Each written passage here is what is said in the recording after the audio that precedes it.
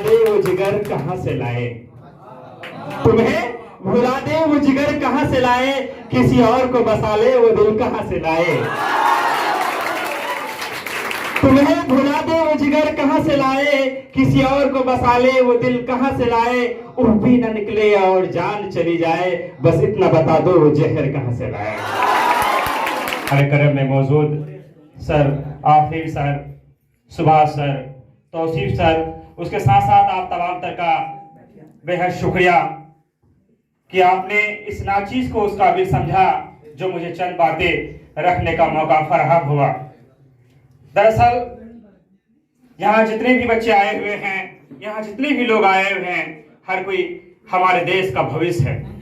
आप ही के हाथों में अब हमारे इलाके की बागडोर आने वाली है, आपके कांधों पर बड़ी जिम्मेदारियां आने वाली है।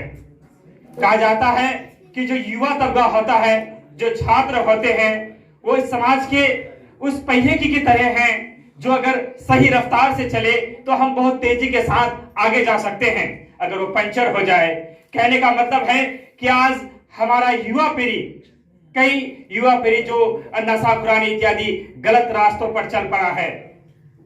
ये युवा समाज के लिए बहुत महत्व रखता है और आप लोग सब पढ़े लिखे हैं। आप लोगों से ये उम्मीद है कि हम लोग सब मिलकर अपना तो विकास करेंगे ही, लेकिन साथ साथ हमारा समाज कैसे आगे बढ़ेगा, हमारा क्षेत्र कैसे आगे बढ़ेगा, हमारा राज्य कैसे आगे बढ़ेगा, हमारा देश आगे कैसे बढ़ेगा, हम तमाम तर को सोचकर आगे बढ़ना है। तौसीफ समर साहब हमारे बहुत ही अच्छे दोस्त रहे, लगभग 2013-14 से हमारी जान पहचान है। सर के बारे में सिर्फ इतना कहना चाहूंगा कि जब भी मैंने इनसे मिला तो इन्हें मुस्कुराता हुआ पाया, और बहुत कम लोग होंगे जो तौसीफ सर को से एक बार मिल ले तो उसे भूल जाया करेंगे। इन्हें भूलने के लिए भी जिगर की जरूरत होती है।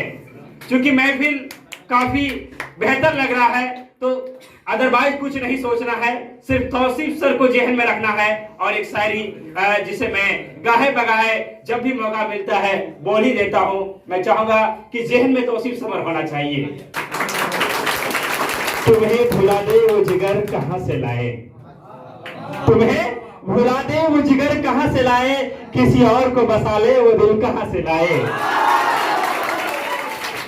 तुम्हें भुला दे वो जिगर कहां से लाए, किसी और को बसा ले वो दिल कहां से लाए।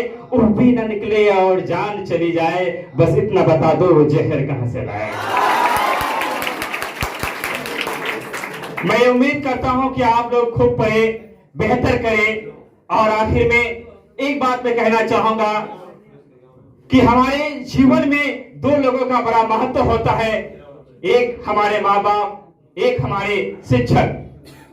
हमारे माँ बाप हमें कितनी मेहनत से पढ़ाते हैं, अपनी खुशियों को कुर्बान कर देते हैं, लेकिन वह हमारे लिए सब कुछ करते हैं। हमारी एक हुक्म पर वह फरमाबरदार के तरह हमारी जरूरतों का ख्याल रखते हैं।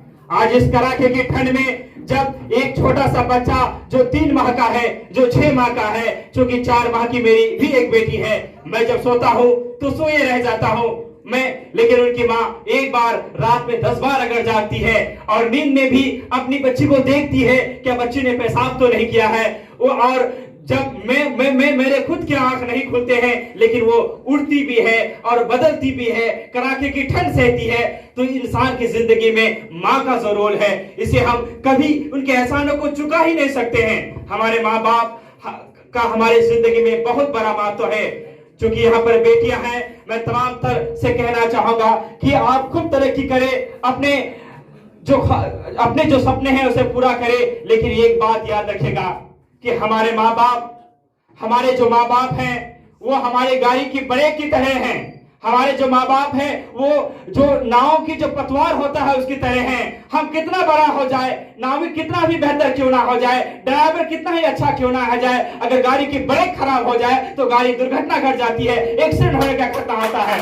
हम कितने भी बड़े क्यों ना हो जाए, हम IAS बन जाए, हम RPS बन जाए, लेकिन एक बात याद रखने का, हमने अगर अपने माँ बाप को छोड़ दिया, हमने अपने शिक्षकों को छोड़ दिया, उनकी तहजीब को अगर हमने नहीं अपनाया, अगर हमने उनका आदर नहीं किया, तो हम अपनी जिंदगी जिंदगी में सफल नहीं हो सकते हैं। आखिरी में एक बात कहकर विदा लेना चाहूंगा।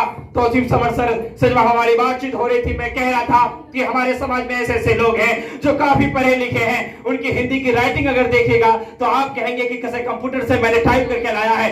जब बोलते हैं तो बहुत बढ़िया बोलते हैं और तमाम तर चीजें बहुत अच्छा है, अच्छी खासी पढ़ाई की है, लेकिन जब उन्हें अपने हक के लिए बोलना पड़ता है, जब उनके घर के जमीन को कोई कब्जा कर लेता है, तो एक LLB करने वाला आदमी, एक MBA करने वाला आदमी कहा जाता है और ग्राम मुखिया के पास जो कि खुद अंगूठा टेक है।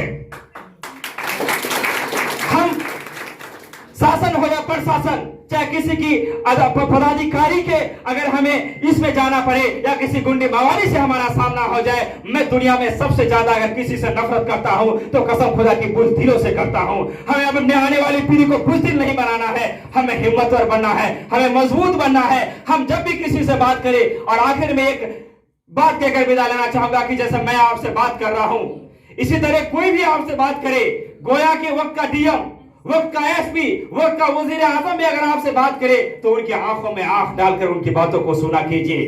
जब आंखों में आंख डालने का हुनर आपके अंदर आ जाएगा, कसम खुदा की आप किसी से नहीं डरेंगे। बहुत बहुत शुक्रिया आप तमाम तर का, खास के तौसीफ सर का। जितना शुक्रिया अदा करना चाहूं उतना भी कम है।